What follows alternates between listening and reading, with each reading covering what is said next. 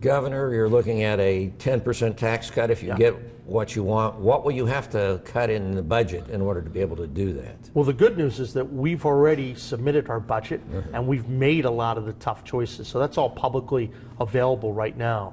What we're trying to do, we've built into the budget, we're anticipating for the next number of years that we will have a tax cut.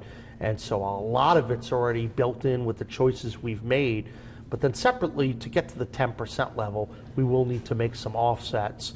And we're eager to sit down with the Senate and the House to make sure that we can afford this. And the truth is, I know we can afford it because West Virginians deserve a tax cut.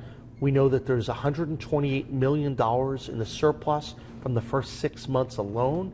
So we think the fact that the revenue is coming in at a higher rate, that addresses a significant portion of it. And then we can find other offsets to make sure that citizens get the benefit of that tax cut. There's an affordability crisis out there we have to address. We also have to make sure that we're keeping pace with other states that are still aggressively cutting taxes.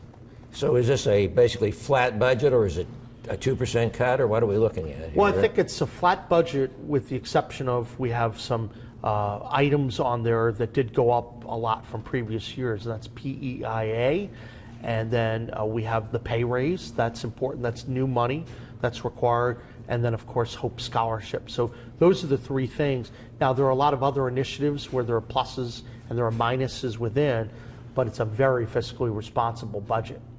I know I talked to the House Finance Chair back when they came out with their list of priorities, and PEIA is not on the list for them this year. What are you talking about doing with public employees? Well, I think it's what we've done already. So, as many people know, there were PEIA increases that affected state workers at 10%, 14%, a lot of double-digit increases.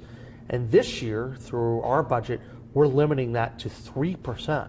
And that's through a lot of the hard work that we're doing to try to squeeze this the right way and to make sure we're looking out for our workers. So I'm really proud of the work that our administration's doing to manage that. But long term, we have to look at these issues because the amount of money that's being poured into PIA continues to grow and grow and grow. And if you keep growing another $40+ million, $50 million in the baseline every year, that becomes unaffordable. So we need to address the cost to taxpayers, but also beneficiary cost as well. I think that matters. So we're eager to work with them. We were trying to work with the legislature last summer on that, and I still am hopeful. There are a lot of people that want to take a crack at that. But right now, the biggest thing that folks should know about is that we can afford to do a 10% tax decrease, and also we're giving state workers a pay raise, and that matters too because that's multiples of any of the increases that you would have seen on the state insurance side. Are there any carve-outs for areas where you've been having staffing issues, for instance, teachers or for workers in the foster care system and child welfare, or is it a straight 3% for everybody? Well, it's a 3% for everyone, and we think everyone deserves the pay raise, whether you're school service personnel or a teacher or you're filling potholes or you're in law enforcement, that they're all doing great work for the people. But obviously we also look at individual needs too, so we're willing to have conversations about that because you have to, when we go through the budget process, when there are needs, you have to make sure that we're addressing that. So as you'll see in our budget, there's some plus-ups, there's some minuses in order to get to the number that we did. I know if I'd been talking to you a year ago, you were concerned that there hadn't been cuts for the income tax cuts and corresponding in the budget, and we're worried about that. You're getting ahead of the formula that they had come up with, which eventually would, in theory, phase out the income tax. Don't you have any concerns about that? Everything I said last year is correct, and that we had the big financial challenges that we were forecast to have beginning this past July for this year. But you know what we did? We didn't run away from the problem. We actually engaged in it. We made the tough decisions to balance the budget. And in fact, our aggressiveness and our smart decision making has allowed us to save significant amounts of money. That's part of the reason, Bob, that we have a $128 million surplus now for this year. That matters, and we think that surplus is going to grow between now and June. That's what enables us to make the smart decision making, to fund Hope Scholarship, to do the tax cut, because we're out in front. But we had to make those tough decisions, and we did. We're going to have to keep making tough decisions, but I want to prioritize income tax relief. It's one of the best ways to make life more affordable for citizens in the Mountain State. You are going to fully fund the Hope Scholarship, I guess, with some of that surplus money. Well, we're fully funding. We're building into the baseline. It's an important program. It's a priority that families have the ability to send their child to the school of their choice. And we think it's very popular. And we think it's going to help West Virginia also compete better against other states, because this is something that other states don't have. And that matters. If we're able to attract more people, net migration to move to West Virginia, or empower young families for their kids to go to the school of their choice, we think that's a great investment in our future. The vast majority of people going to school are still going in the public system. The president of the State Board of Education is unhappy with the funding formula. A lot of people seem to be. Is that on the table this year or not? Listen, we'll engage in any tough issue out there. That's what we do. We actually are willing to make the tough decisions. That's what's brought us to the point where we know we can afford this tax cut, because we've made the tough decisions. We had the budget problems, and we still have challenges going ahead. If you look out, we still have to make tough decisions. But while we're making tough decisions, we have to make smart decisions. And that means cutting taxes and staying competitive with the neighbors. I think all the things we're talking about in terms of Hope Scholarship and tax cuts, we can accommodate, and we are accommodating in our budget. With respect to school aid, we're willing to work with the legislature, because we know there are probably some improvements that we could make to that. So I'm eager to sit down with them and hear what's on their mind. We know there have been some challenges. Been hearing a little bit about Hancock County and what's going on, and we're going to talk with the legislators about that. So they're in basically a financial crisis, and there's a lot of counties that aren't probably too far away from that either.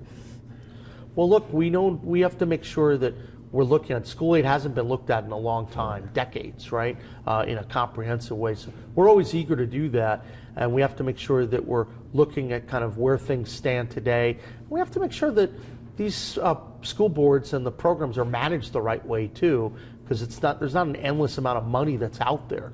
So we have to be smart, and we will, and make decisions based upon what's best interest of the citizens of our state.